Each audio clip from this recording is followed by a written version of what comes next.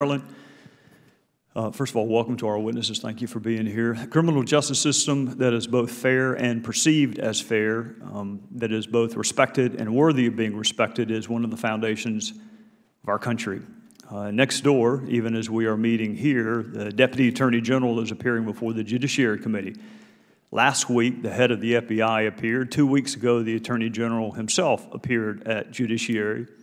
So while Judiciary does have principal jurisdiction over matters related to our justice system, Chairman Goodlatte and frankly Ranking Member Cummings deserve our appreciation and gratitude for recognizing that this issue cuts across several aspects of government, and a hearing in this committee could be and hopefully will be constructive as well.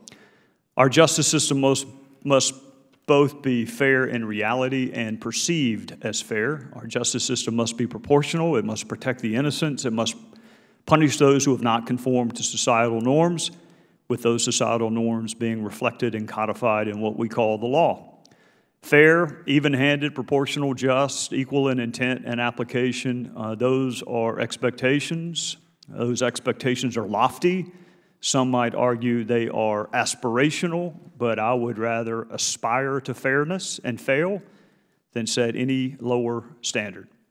Part of our justice system includes correction, rehabilitation, and acknowledgement that the vast majority of those who are incarcerated will be out, back in society. So for the benefit of all, society as a whole, those who are likely to come in contact with those former incarcerated folks and those formerly incarcerated themselves, we must find a commonsensical plan rooted in fact and evidence for reentry, for assimilation, for rejoining an ordered community, and avoiding the tyranny of recidivism.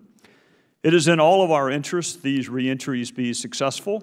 It is in all of our interest these transitions back into society are successful. Those leaving incarceration for reentry into society will often find society has changed.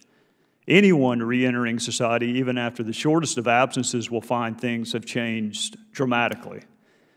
Speaker John Boehner was not in prison, although he may have felt like it when he was the Speaker of the House.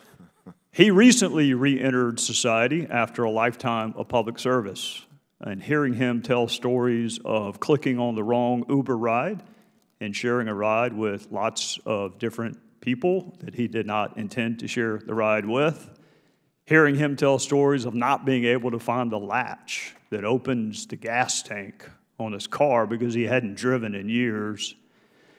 Those may be funny stories because he's a quick learner and he had people to help. Imagine having to get a job to pay your restitution, needing clothes for an interview, needing a ride to an interview, knowing how to interview, and dreading the whole time when the question comes up of have you been arrested or convicted. I doubt anyone will ever accuse me of being soft on crime. To the contrary, there would be very few members of Congress ever who have sent more people to prison. As much as I believe in law and order and respect for the rule of law, we also have a deeply held conviction that paying your debt to society pays the debt. We're a nation of second chances. We love redemption stories. It would be nice if our criminal justice system produced more of them. With that, I would yield to my friend from North Carolina.